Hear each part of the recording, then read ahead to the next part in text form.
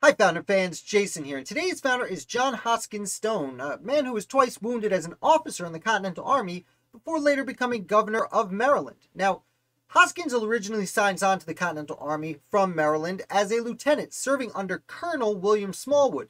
Now, Smallwood would get a lot of promotions, eventually becoming Major General, and Stone would get promotions right behind him.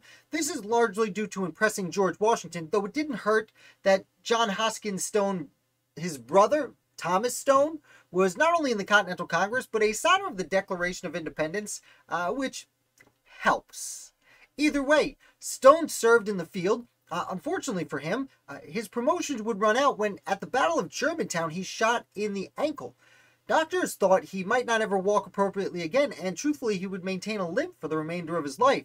Now, because of this, Stone sees that there are other officers who are being held back while he's not able to attend the field since he can't walk at the moment. And Stone decides to tender his resignation to George Washington. The first time. You see, George Washington got the resignation and sent back to Stone a letter that said, basically, you're great at this. Why don't we give it 4 to 6 weeks and see how you feel?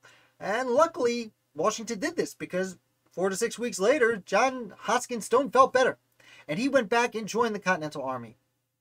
Unfortunately, not long after this, he was at the Battle of Stony Point, where he was again wounded, this time a lot more severely. Stone is shot in both the arm and the head. Now, I want to give a shout out to another American founder who there's not a lot of information out there about, except for really this story. A gentleman named James Fernandez, who himself was wounded at Stony Point, but his commander, John Hoskins Stone, going down with an arm and head wound, Fernandez picked him up, threw Stone over his shoulder, despite, again, having wounds of his own, and carried him from the field, probably saving his life. Fortunately, a head wound isn't the type of wound you can really recover very quickly from. Therefore, Stone sends a resignation to General Washington, and this time General Washington says, yeah, this one's a little different, and accepts his resignation. Now, fortunately for Stone, he is able to recover from this. He goes back home to Maryland. He's quickly elected to the Executive Council, which is a combination of the Governor's Council and State Senate. And I shouldn't use the word elected, I should use the word appointed. But after a few years in that position, he is elected to the Maryland State Assembly, the House of Representatives for Maryland. And he's in this position about a decade before himself being elected as governor of Maryland. Now, there are a few interesting things that happen while Stone's governor of Maryland.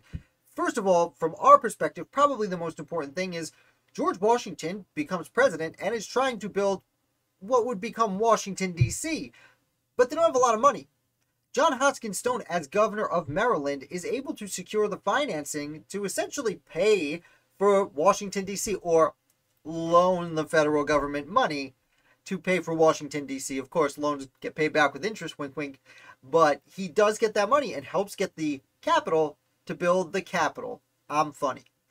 Anyway, what I found most interesting is later in his second term, George Washington ends up getting criticized for really the first time in his life since joining the Continental Army and becoming Commander-in-Chief, really getting the first strenuous criticisms of his character. And John Hoskins Stone is very proud to lead Maryland in support of George Washington. And in fact, twice during this pretty trying time in Washington's career, Maryland votes in favor of giving vocal support to President Washington. And I have it's a little bit lengthy quote here, but I have a quote here from Hoskins Stone, the letter he writes to George Washington. And I think it's very telling, not only about Washington's position at the time, but for Hoskins Stone and Maryland's feelings on the sitting president. Quote, I consider as the most agreeable and honorable circumstances of my life that during my administering the government of Maryland, I shall have been twice gratified in communicating to you the unanimous and unreserved approbation of my countrymen of your public conduct, as well as their gratitude for your eminent services. As this will probably be the last time this pleasing duty will devolve on me, I beg permission to add most cordially to join my countrymen in those sentiments which are made with such sincerity, with the highest respect and great regard. I have the honor to be, Sir, your most humble servant, J.H. Stone. I hope you enjoyed this video. If you did, do me a favor, hit like. That way more people can find out about the channel and learn about the American Revolution with us. If you're new here, don't forget to subscribe. I put out videos 7 days a week about the founders, short ones like this every morning. Plus, I do a bunch of live ones throughout the week. So I will be back with another founder for you tomorrow.